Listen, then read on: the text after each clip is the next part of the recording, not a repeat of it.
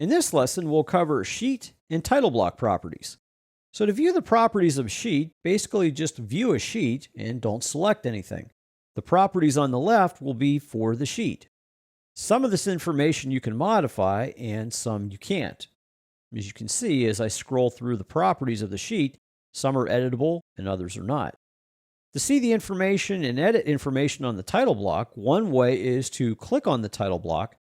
The properties on the left then will display information for the title block. Here you can change values for the title block, such as drawn by, who it was checked by, or I can update various things like the sheet number and sheet name. Now you also can change this information for the title block underneath the project information. For example, when I'm looking at the drawn by is a drop-down for author. I can also see check by is checker, and designer is designer. These are actually links to parameters within Revit for this project.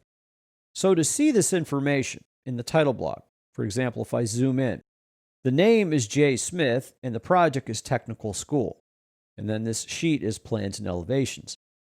If I go to the Manage tab on the ribbon, and in the Settings area on the left, click Project Information, here I can see is the information for the client name, such as J. Smith, and project name, Technical School. If I change this to, let's say, my name, Tim, this is going to change across all the sheets because this is a value that all the sheets read for client name. So if I type my name in, Tim, and click OK, I now see this updates here in this title block as well as all of the other title blocks for this information. Now, if you wanted to edit a title block within the project, let's say you wanted to change the logo or you wanted to see how this information is linked together. So how do I know this field right here for the name Tim links to that property in the property information?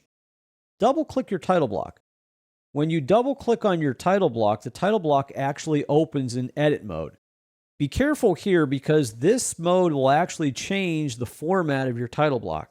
I'm just kind of showing to illustrate some of the actual parameters and how they're linked to these values in the title block themselves. So if I zoom in, I can see here's client name.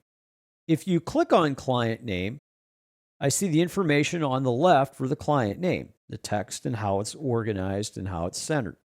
If you click Edit next to the label, here I can see the sample value as client name. That's what I see on the screen, but it's linked to the parameter called client name. That client name was the parameter we saw on the project information screen. So that's how this links back and forth. And you can modify this by adding your own values, own parameters on your sheet or modifying them. Now, once you're done editing or changing or deleting, because maybe you don't want to see everything that this title block includes, X out in the upper right. Now, if you do modify this, you're only modifying this title block within this project, not necessarily the master title block. To edit that title block, you would open up that title block and then modify it and then resave that title block. So as a review in this lesson, we looked at sheet and title block properties. We looked at sheet properties simply by opening a sheet and view the properties in the property area on the left. To view the title block properties, we clicked on the title block and then the properties were displayed on the left for the title block. We then looked at updating information on the title block, such as the name.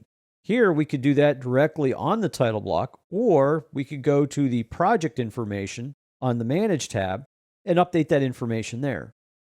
And lastly, we opened the title block in edit mode to actually look and see how parameters are linked to the values on the title block.